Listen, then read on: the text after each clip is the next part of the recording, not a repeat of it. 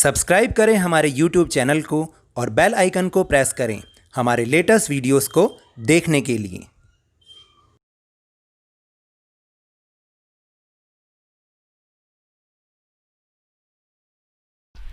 Hello and welcome to Lavnish sir की class.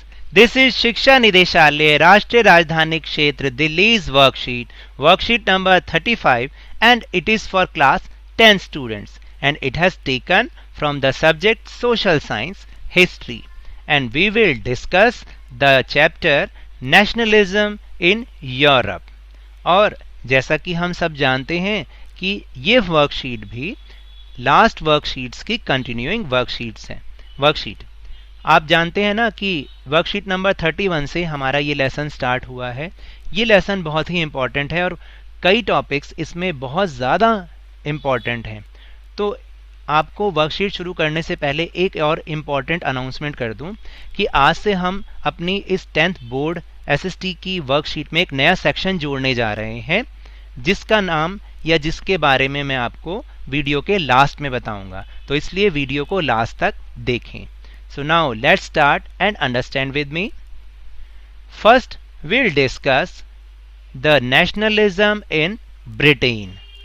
आज हम जो पढ़ने वाले हैं वो ये पढ़ेंगे कि किस तरीके से ब्रिटेन में भी नेशनलिज्म की फीलिंग अराइज हुई और धीरे धीरे वहाँ पर भी नेशनलिज्म स्प्रेड होने लग गया।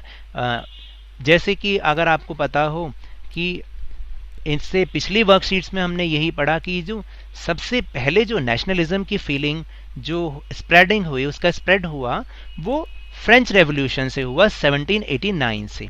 और हम सब ने देखा कि किस तरीके से वहाँ पर डेमोक्रेसी आई भी, लेकिन 1804 में जब नेपोलियन ने वापस से फ्रांस पे कब्जा कर लिया तो उसने क्या किया कि आसपास की जितनी कंट्रीज थी उसको भी टेक ओवर कर लिया। लेकिन 1814 के बाद जब वो हार गया, उसके बाद जितने भी स्टेट्स थे, जितने भी जो नेबरिंग कंट्रीज थे, वहाँ पर सबने मिलके क्या किया कि वो फिर से जो कंजर्वेटिज्म है उसी को ही वो उन्होंने बढ़ाना शुरू कर दिया। और इसके लिए तो एक ट्रीटी भी हुई थी, ट्रीटी ऑफ वियना 1815 में। तो यही हम देख रहे थे, लेकिन ये चीज़, ये सिस्टम जो है बहुत ज़्यादा दिन तक नहीं चल पाता, फिर लोग इसको अपोज करना शुरू कर देते हैं। तो ग्रेजुअली ये ना केवल यूरोप में बल्कि जो मिडिल ईस्ट कंट्रीज़ जो हैं, जो ऑटोमन एम्पायर था, उसमें भी धीरे धीरे ये जो चीज़ें थी वो फैल रही थी। लोग भी अब अपने आप को इस चीज़ से अलग करना चाहते थे। वो मोनार्की में बिलीव नहीं करते थे, बल्कि वो चाहते थे कि डेमोक्रेसी हो, वहाँ पर सब लोगों का ही जो है वहाँ पर रूल होना चाहिए। तो इसलिए आज हम सबसे पहले जो डिस्कस कर रहे हैं वो नेशनलिज्म इन ब्रिटेन के बारे में पढ़ रहे हैं। The formation of the nation state was not the result of a sudden upheaval और revolution but was the result of long drawn out process. जो ब्रिटेन जो पहले तो ब्रिटेन कोई नेशन स्टेट था नहीं, लेकिन वहाँ पर जब ये बना तो ये कोई अचानक से नहीं बना या कोई किसी रेवोल्यूशन के कारण नहीं बना, बल्कि ये प्रोसेस एक लंबा प्रोसेस था जिसके थ्रू ये नेशन स्टेट बना। There was no British nation prior to the 18th century, यानी 18th सेंचुरी से पहले कोई भी ब्रिटिश नेशन जैसी कोई चीज नहीं थी। The English nation steadily grew in wealth, importance and power and was able to extend its influence over the other nation of the islands. तो ये जो इंग्लिश नेशन था, इसने क्या किया था कि धीरे धीरे अपनी वेल्थ को बढ़ाया, अपनी जो पावर को बढ़ाया। कैसे बढ़ाया कि जो बहुत सारे दूसरे नेशंस थे उनके ऊपर अपना इन्फ्लुएंस क्रिएट किया, उनको अपने कब्जे में ले लिया, और ना केवल स्टेट्स को बल्कि बहुत सारे आइलैंड्स को भी उसने टेक ओवर कर लिया। The English parliament seized power from monarchy in 1688। और 1688 में क्या था, इससे पहले क्या हो रहा था, मोनार्की हो रही थी वहां पर, लेकिन इंग्लिश पार्लियामेंट ने 1688 में उसकी पावर को सीज कर दिया और अब वहां पर पार्लियामेंट्री रूल आ गया। The United kingdom of great Britain was formed in 1707 with England and Scotland. और 1707 में इंग्लैंड और स्कॉटलैंड ने एक ग्रुप फॉर्म किया जिसका नाम रखा United kingdom of great Britain. After the failed revolt of 1798, Ireland was forcibly incorporated into the United Kingdom in 1801. और जो स्कॉटलैंड था वो इसमें बिल्कुल नहीं मिलना चाह रहा था, इसलिए उसने एक रिवोल्ट भी किया 1798 में, लेकिन वो फेल हो गया और आयरलैंड को फोर्सिबली यूनाइटेड किंगडम में इनकॉर्पोरेटेड कर दिया गया. तो इसका जो रिजल्ट है वो आप आज भी देखिए, आज भी आयरलैंड उस ग्रेट ब्रिटेन से अलग होने की बहुत ज़्यादा कोशिश कर रहा है. The symbol of new Britain were actively promoted, और जो सिंबल्स थे इस नए ब्रिटेन के उसको बहुत ज़्यादा प्रमोटेड किया गया, उसको बहुत ज़्यादा फैलाया गया. Now we'll move on the another topic of this worksheet which is Greek war of independence, यानी ग्रीक ने किस तरह से अपनी इंडिपेंडेंस के लिए वॉर किया. Greek was the part of the Ottoman Empire since 15th century, यानी 15th सेंचुरी से जो ग्रीक था वो ऑटोमन एम्पायर का एक पार्ट था. और आप जानते हैं ये जो ऑटोमन एम्पायर था ये बहुत बड़ा एम्पायर था, आज की जो बहुत सारी कंट्रीज हैं वो इसका पार्ट थी और ग्रीक भी उनमें से इसी का ही एक पार्ट था. The growth of revolutionary nationalism after French Revolution 1789 sparked off a struggle for independence among Greeks. तो ये जो ग्रीक्स थे इन्होंने इस रेवोल्यूशनरी नेशनलिज्म जो कि फ्रेंच रेवोल्यूशन के बाद स्टार्ट हुआ था इसके बारे में सुन रहा था और इसने ग्रीक्स के अंदर भी एक इंडिपेंडेंस को लेने की, एक उसके लिए स्ट्रगल करने की एक चिंगारी भड़का दी. The struggle for independence stated in 1821, और इस तरीके से जो 1821 में ये जो इंडिपेंडेंस के लिए स्ट्रगल था वो स्टार्ट हो गया. Nationalists in Greece got support from the other Greeks living in exile and also from many West Europeans. ये जो जब ये स्ट्रगल शुरू हुआ तो ना केवल जो वहाँ के ग्रीक लोग थे उनका तो सपोर्ट मिला ही, बल्कि उन ग्रीक्स का भी सपोर्ट मिला जो कि एग्जाइल में रह रहे थे. एग्जाइल का मतलब होता है जब अपने देश से निकलकर किसी दूसरी कंट्री में लोग रहते हैं. और इसके साथ साथ जो बहुत सारे वेस्ट यूरोपियंस थे उनका भी सपोर्ट इन नेशनलिस्ट को मिला. Many poets and artist mobilized public opinion to support Greek struggle, और इसमें ना केवल बहुत सारे लोगों ने, आर्मी ने तो पार्ट लिया ही लिया, लेकिन बहुत सारे जो पोइट्स थे, आर्टिस्ट थे, उन्होंने भी इस पब्लिक ओपिनियन को जो कि और आगे बढ़ाया. कौन से पब्लिक ओपिनियन को कि भाई कि हमें ग्रीक स्ट्रगल को सपोर्ट करना चाहिए, इस ओपिनियन को उन्होंने सब में फैलाया अपने अपने थ्रू, अपने मीडियम के थ्रू, जिस भी मीडियम से वो फैला सकते थे उन्होंने फैलाया. The English poet Lord Byron organized funds and later went to fight in the war where he died of fever in 1824. और इसमें जो एक बहुत ही इंपॉर्टेंट इंग्लिश पोइट थे लॉर्ड बायरन, उन्होंने फंड्स भी इकट्ठा किया, वो फाइट भी लड़ने गए, लेकिन बदकिस्मती से उनको फीवर हुआ और 1824 में ही डाइड, वो मर गए. The Treaty of Constantinople of 1832 recognized Greece as an independent nation. और ये जो ट्रीटी हुई इसको हम हिंदी में कुस्तुनतुनिया भी बोलते हैं. 1832 की जो ट्रीटी हुई उसने ग्रीक को एक इंडिपेंडेंट नेशन के तौर पर रिकॉग्नाइज किया. तो इस तरह से ये जो ग्रीक वार ऑफ इंडिपेंडेंस था वो हुआ. Now we'll move our next topic of this worksheet which is nationalism and imperialism, Balkan problem. This is the most important topic of this chapter और so many times इसके ऊपर base question board exams में आता ही आता है. That is Balkan problem. What is the Balkan problem? Now let's understand. The Balkans was a region of geographical and ethnic variations comprising modern-day Romania, Bulgaria, Albania, Greek, Macedonia, Croatia, Slovenia, and Serbia, etc., whose inhabitants were broadly known as the Slavs. देखिए, ये जो Balkan reason था ये बहुत ही बड़ा, बहुत ही फैला हुआ था और इसमें बहुत सारे जोग्राफिकल और एथनिक वेरिएशंस थे। और जो मॉडर्न डे कंट्रीज़ हैं, जो आज की कंट्रीज़ हैं, जैसे Romania, Bulgaria, Albania, Greek, Macedonia, crochet, Slovenia और सर्बिया जैसे जो कंट्रीज़ हैं, ये सारे के सारे इसमें इनकॉर्पोरेटेड थे। और इनके जो इनहेबिटेंट्स थे, यानी जो इनके निवासी थे, उनको हम एक ब्रॉड टर्म में स्लाव के नाम से जानते हैं। A large part of the Balkan was under the control of Ottoman Empire, और इस बाल्कन एरिया का जो मैक्सिमम पार्ट था, लार्ज पार्ट था, वो ऑटोमन एम्पायर के कंट्रोल में था। The spread of ideas of romantic nationalism in Balkans together with the disintegration of the Ottoman Empire made this region very explosive. देखिए, अब यहाँ पर क्या काम हुआ, यहाँ पर रोमांटिक नेशनलिज्म, एक वर्ड आया romantic nationalism.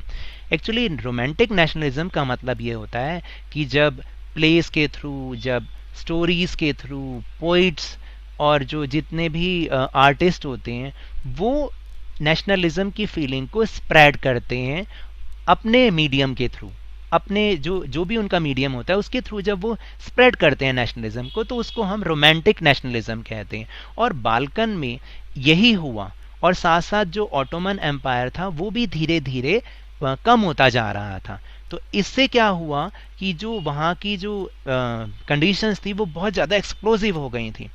One by one European subject nationalities broke away and declared their independence, और धीरे धीरे एक के बाद जो यूरोपियन नेशनलिटीज थी वो उससे अलग होते गए और वो अपने आप को एक इंडिपेंडेंट कंट्रीज अपने आप को डिक्लेयर करना उन्होंने शुरू कर दिया। As the different Slavic nationalities struggled to define their identity and independence, the Balkan area become an area of intense conflict. और धीरे धीरे क्या हुआ, जैसे जैसे ये अपने आप को इंडिपेंडेंट डिक्लेयर कर रहे थे, तो जितने भी स्लैविक थे, क्योंकि ये तो सब मिले जुले थे, वहाँ पर बहुत सारे एथनिक वेरिएशंस के लोग वहाँ पर रहते थे, तो अब ये अपनी आइडेंटिटी और इंडिपेंडेंस के लिए आपस में भी कन्फ्लिक्ट करने शुरू कर दिया, क्योंकि वो चाहते थे कि हमारे पास ज़्यादा से ज़्यादा एरिया हमारे हिस्से में आए। The Balkan states hope to gain more territory at the expense of the others. तो मैंने अभी आपको यही चीज़ बताई है कि बाल्कन स्टेट्स जो हैं अब वो इस इरादे से उन्होंने आपस में कन्फ्लिक्ट करना शुरू कर दिया कि भाई हर एक को ज़्यादा से ज़्यादा टेरिटरी मिले। During this period there was intense rivalry among the European powers for control over this area, और इसी के साथ साथ इसी पीरियड में जो यूरोपियन पावर्स इन एरिया को कंट्रोल करना चाहती थी उनके बीच में भी राइवलरी बहुत ज़्यादा शुरू हो गई। This further complicated the matter, और इसने इस मैटर को और ज़्यादा कॉम्प्लिकेटेड कर दिया। This led to a series of wars in the region and finally the First World War, और एक के बाद वॉर्स होने इस रीजन में शुरू हो गए। फाइनली इसका रिजल्ट क्या हुआ, first World war. So now these are the topics of this worksheet, and now we'll move on our question answers section. First question is, if you had been in place of poet Lord Byron, how would you have contributed in the Greek War of Independence? अगर आप poet Lord Byron की जगह होते तो आप कैसे contribution करते Greek war of independence में? तो देखिए यहाँ तो मैंने अपनी सजेशन लिखी है, आप अपनी सजेशन या आप क्या कर सकते थे आप वो लिखिएगा. Answer is, if I were in place of poet Lord Byron, then firstly as a teacher I would create a sense of freedom among my students, tells them about the disadvantages of being a slave. मैं उनको freedom की sense create करता अपने students में as a teacher, और उनको ये बताता कि स्लेव होने की क्या डिसएडवांटेजेस हैं. Apart from this I help the soldiers in many ways, मैं सोल्जर्स की काफ़ी तरीक़ों से हेल्प करता, like collecting funds for them so that they can buy more and more weapons, ताकि वो और से और ज़्यादा हथियार खरीद पाएँ, लड़ पाएँ. Apart from this I appeal to the people to help the army, मैं लोगों से अपील करता कि वो आर्मी की हेल्प करें whatever way they can, जैसे वो कर सकते हैं, such as with food, food से कर सकते हैं, and by providing health services दे सकते हैं, and awakening people to join army voluntarily, और लोगों में ये भावना को जागृत करता कि वो वॉलेंटरीली स्वेच्छा से आर्मी को ज्वाइन करें. Second question is, the formation of nation state in Britain was not the result of sudden upheaval or revolution but was a result of a long drawn out process. Examine. तो हमने अभी ऊपर ये topics तो पढ़े ही थे, ये points भी पढ़े थे, उनको हमने ऐसे एज इट इज यहाँ लिख दिया है. First point is there was no British nation prior to the 18th century.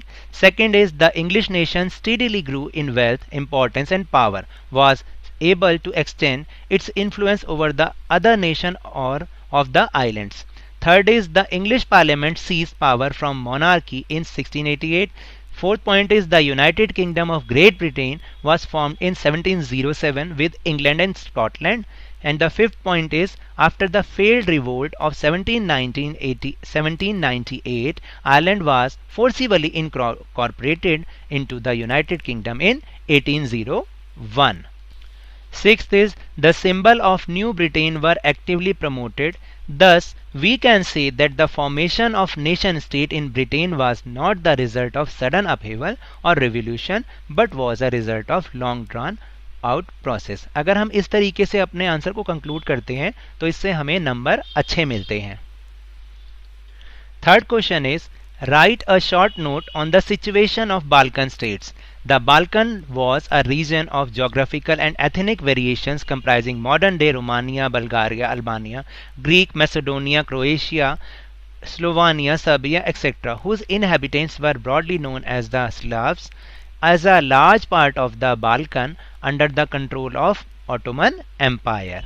And the last question is, how did the rise of revolutionary nationalism after 1789 inspire the Greek War of Independence and struggle for independence in Balkan states? तो देखिए इसमें हमें दोनों countries का थोड़ा थोड़ा लिखना पड़ेगा, तो इसलिए आंसर थोड़ा बड़ा हो सकता है, लेकिन क्योंकि इसमें दो कंट्रीज़ के बारे में पूछा है इसलिए हम दोनों कंट्रीज़ का लिख रहे हैं. Greek was the part of Ottoman Empire since 15th century.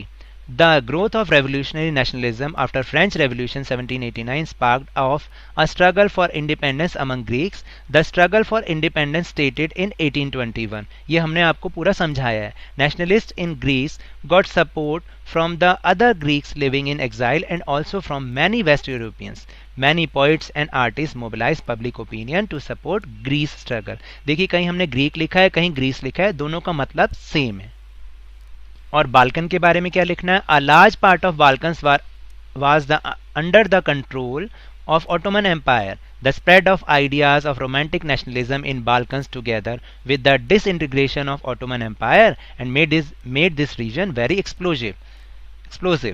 One by one, European subject nationalities broke away and declared their independence. As the different Slavic nationalities struggled to define their identity and independence, the Balkan area became an area of intense conflict. तो चलिए अब बात करते हैं उस section की जिसकी बात मैंने स्टार्टिंग में की थी.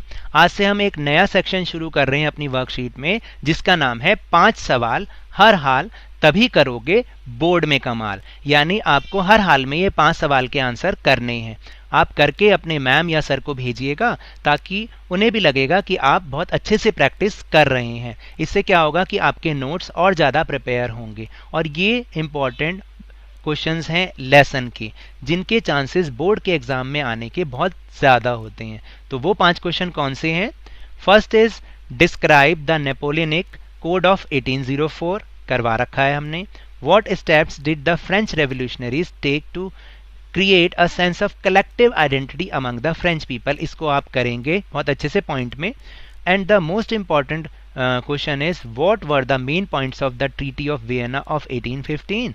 And the other important question is why did tension arise in the Balkan reason. ये दो क्वेश्चंस बहुत इंपॉर्टेंट हैं। And the last question is briefly describe the process of unification of Italy. तो मेरे इस तरह समझाने से आपको थोड़ा सा भी समझ में आया हो तो इस चैनल को ज़्यादा से ज़्यादा सब्सक्राइब कीजिएगा और मुझे ये ज़रूर बताइएगा कि आपको ये सेक्शन कैसा लगा। तो मेरे साथ इसी तरह वर्कशीट को समझते रहिए, लेकिन ध्यान और मन लगाकर जरूर पढ़ते रहिए। Thank you very much.